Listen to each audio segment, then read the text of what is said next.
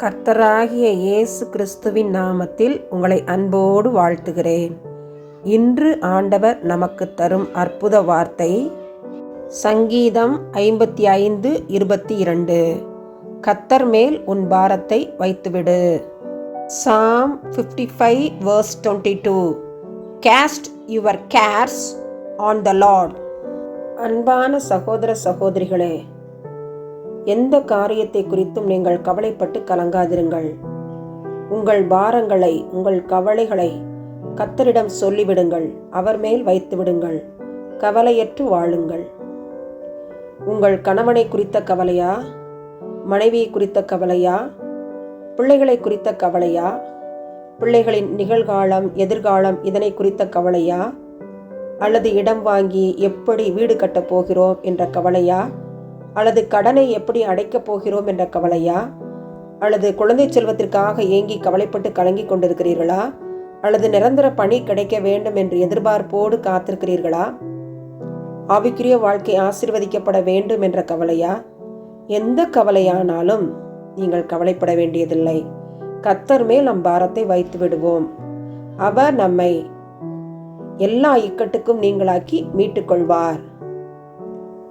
நாம் எதிர்பார்க்கும் காரியத்தை நம் வாழ்வில் செய்வார்.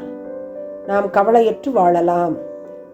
கர்த்தர் மேல் பாரத்தை வைத்து விடு, கலங்கி தவிக்காதே, அவரே உன்னை ஆதரிப்பார், அதிசயம் செய்வார்.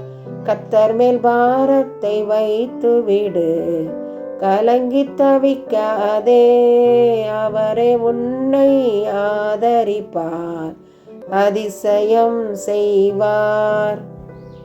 எங்களை நேசிக்கிறவரே, பரமபிதாவே, தர்மையான ஜெப நேரத்திற்காக ஸ்தோத்திரம். எங்களை தாழ்த்தி உடைய பாதத்திலே ஒப்பு கொடுக்கிறோம்.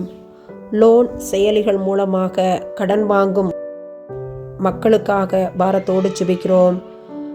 அப்படிப்பட்ட கடன்களை அவர்கள் வாங்காமல் இருக்க ஜெபிக்கிறோம். அநியாயமாய் தன் உயிரை மாய்த்து கொண்ட இந்த அருமையான மகனுக்காக ஜெபிக்கிறோம்.